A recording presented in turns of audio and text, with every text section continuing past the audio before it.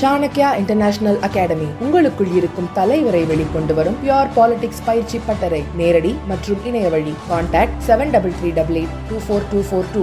வெளியூர் பயணமா ரிசர்வேஷன் கிடைக்கலையா? படிக்கட்டு ஏறி இறங்க ரொம்ப சிரமமா இருக்கா? டிராப் டாக்ஸி புக் பண்ணுங்க. ஒரு வழி கட்டணம் மட்டுமே. டிராப் டாக்ஸி எங்கும் எப்போதும். And a renowned scholar and economist Thiru Arvind Subramanian அவர்களை மேடைக்கு அழைக்கிறோம். Sir, please. நம்ம சிஎமோட எகானமிக் அட்வைசரும் கூட. Thank you so much for joining us, sir.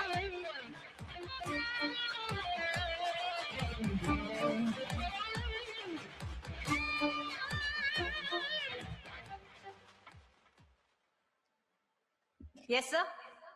Should I start? Please, the stage is yours. Please start. Honorable Chief Minister, Honorable Deputy Chief Minister, other dignitaries, friends, and above all, students. It's a great honor to be here. I want to say three things about Tamil Nadu, about the past, the present, and the future. So I'm an economist who not only studies India, but also studies China and other countries around the world. So for a long time, and even today, the question always for India has been, why can't we grow as fast? Great economic miracle, why cannot India replicate that? Now, I've just written a book with my co-author called A Sixth of Humanity. And one of the things we find in that book is, in fact, there is a part of India which grew as dynamically and as rapidly as China and for as long. One of those states which is done exceptionally well is Tamil Nadu. Why this is important for India as a whole is that when people say, oh, why can't India grow like China? The question suddenly becomes, no. Why can't some parts of India grow like the China of Tamil Nadu in India itself? So the question and the perspective changes completely. Now, of course, why Tamil Nadu has been successful in the past, we all know very well. The Dravida model, which combines both social justice, human capital, education for all, education for women, and of course, dynamism, which has made Tamil Nadu a very attractive prospect for investment. So that's the past. What about the present? Now, in the present, there is something very interesting going on. Now, we've always wondered about India. Why was India never able to do enough manufacturing which would provide employment? What the expression that's been used, inclusive growth. Why has India not been able to do that forever and ever? It's true today, it was true in the past. But there too, there is an exception to that rule happening over the last 5-6 years, which is Tamil Nadu itself. So what has been happening in the last few years is that as capital has been leaving China, it's created this famous China plus one opportunity where the big companies in the world have said, look, we can no longer be in China. We need to find other locations that are as attractive as China. In that first wave, very little capital came to India. It went to Vietnam and Indonesia. But in the last 3, 4, 5 years, the one location that these investors are increasingly choosing is Tamil Nadu.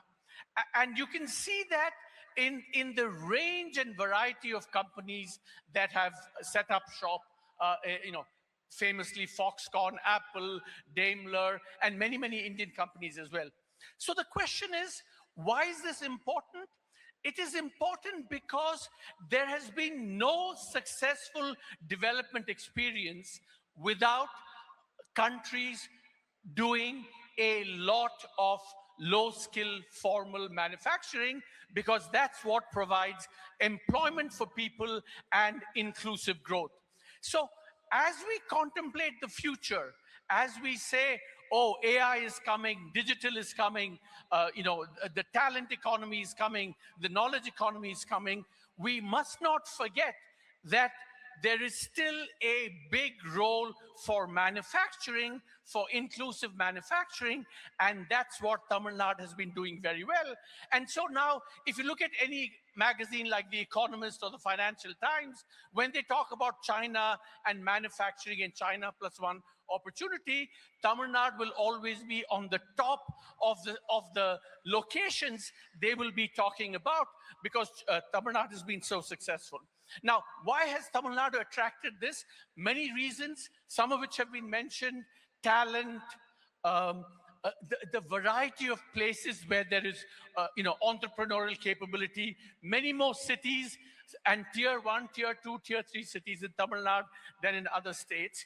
But there is something that I feel is very important for Tamil Nadu being able to attract this, which is that investors feel that the risks of doing business in Tamil Nadu compared to other countries, other states in India, is much lower. And I think through actual practice, I think Tamil Nadu has been able to establish itself as a location where investors, both foreign and domestic, feel very comfortable.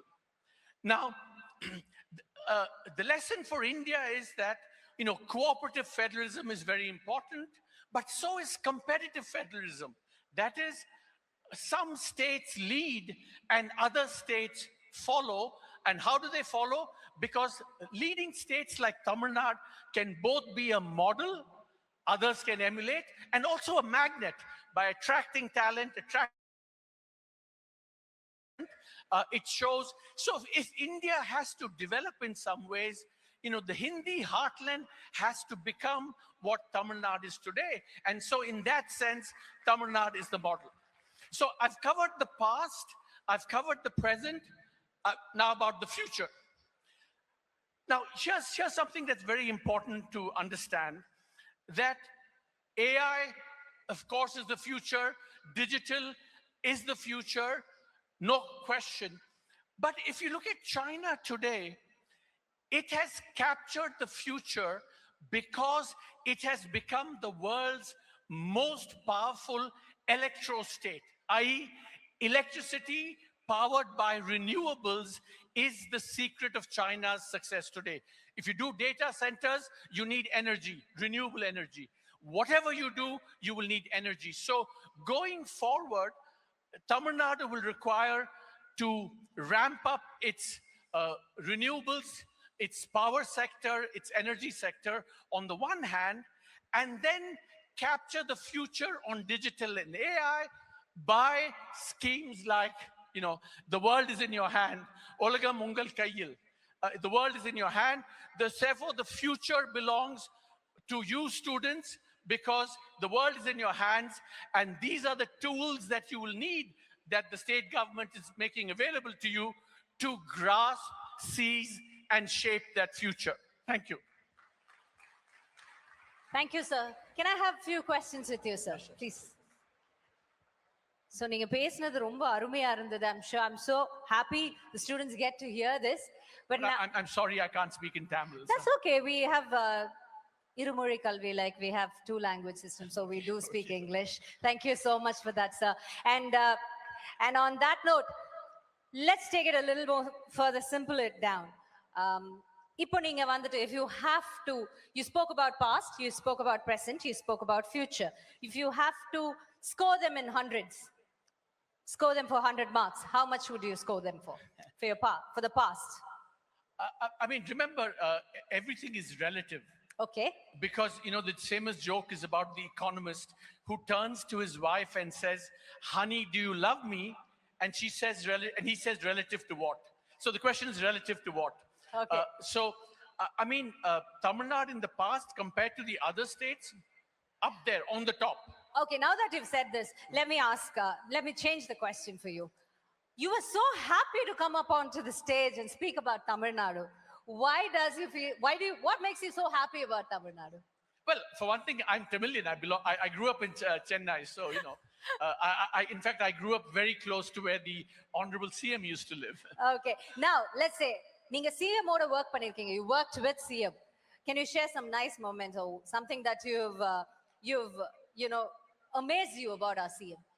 Well, one thing, of course, is that, I always get the sense that the advice that I and others give, it's always heard with careful attention.